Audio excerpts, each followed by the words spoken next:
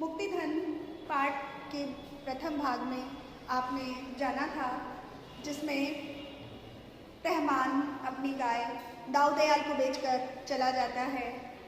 उसके कुछ दिनों बाद उसकी माँ हज जाने की इच्छा व्यक्त करती है। आप सभी जानते हैं कि रहमान बहुत गरीब किसान है, जैसे तैसे अपना भरण पोषण कर पाता है।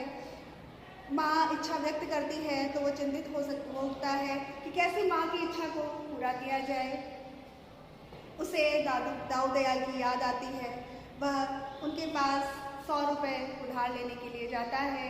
दाऊदयाल को अपनी इच्छा बताता है। दाऊदयाल इस शर्त पर रुपये देने के लिए तैयार हो जाते हैं कि अगर उसने 2 साल तक रुपये नहीं चुकाए तो 32 रुपये सैकड़ा के हिसाब से उसे रुपये देने होंगे।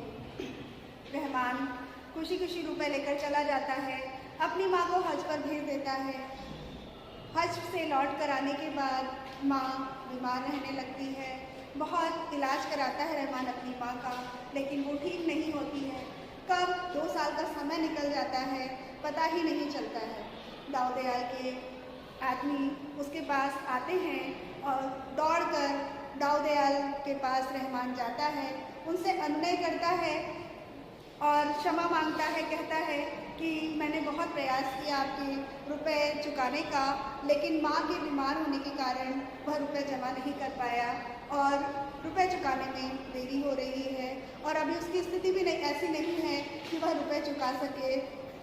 रुपए चुकाने का वादा करके वह पुनः घर चला जाता है, लेकिन घर जाता है थोड़े दिनों के बाद माँ की सेवा शुश्रूषा करता है, खूब इलाज कराता है, लेकिन माँ फिर भी ठीक नहीं होती है और वह परलोक सिधार जाती है, अर्थात उनकी मृत्यु हो जाती है। दाऊदयाल उसकी बहुत मदद करते हैं, लेकिन अब रहमान क्या करे, माँ के कफन की कैसे व्यवस्था करे।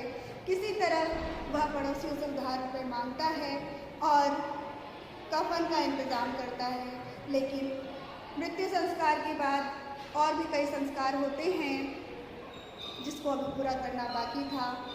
वह पुनः दाऊदयाल के पास दौड़ कर जाता है। दाऊदयाल उसके प्रति सहानुभूति प्रकट करते हैं और उससे कहते हैं कि रुपए मिल जाएंगे, परंतु तुम पहले ही 300 रुपये ले चुके हो और 200 रुपये और लोगे तो ब्याज बढ़ जाएगा। आप यहाँ पर देखिए बच्चों, किसान कितना मजबूर है, इतनी मेहनत करता है, लेकिन उसकी परेशानी दूर होने का नाम ही नहीं लेती। किस तरह अपना जीवन यापन करता है।